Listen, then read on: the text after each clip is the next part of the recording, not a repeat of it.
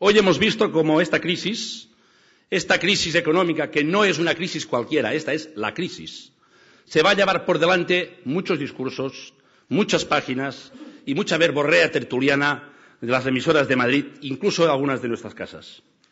Esto se lo va a llevar por delante. Y al final sabemos y defendemos aquello que hemos defendido siempre, que para defender los derechos de la gente, para defender los derechos de los ciudadanos y ciudadanas, hay que tener un Estado. Un Estado es el organismo más importante para defender nuestros derechos.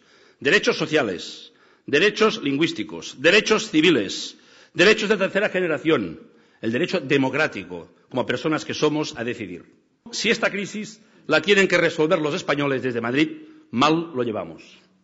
En plena crisis, el Partido Popular organiza una película de James Bond, versión torrente, claro está. Pero vemos cómo Esperanza Aguirre juega a los espías. Vemos cómo Rajoy, Esperanza Aguirre y Gallardón juegan a ver quién se queda los despojos de Caja Madrid. Especulación pura y dura. El Partido Socialista Obrero Español, ¿qué hace? Pues se va de montería. Se van a cazar un juez estrella que conocemos y hemos padecido entre todos, el señor Garzón, por su falta de ética judicial. Pues el señor Garzón con el ministro de Justicia se van de cacería, se van de montería. La escopeta nacional en versión digital hemos podido ver esta vez. Fijémonos. Cuando se trata de ayudar a trabajadores, a la economía social, a cooperativas, a los emprendedores, se pelean. Y montan un 2 de mayo como estamos viendo estos días.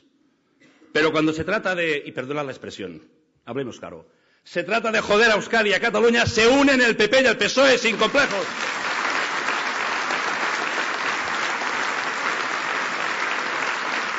No podemos desfallecer.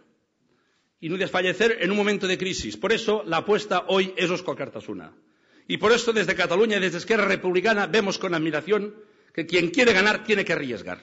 Y vosotros habéis decidido arriesgar, jugar claramente, con coherencia, abandonando una coalición que en su momento tenía un sentido, arropar una propuesta para una consulta libre, para que los vascos y las vascas pudieran decidir.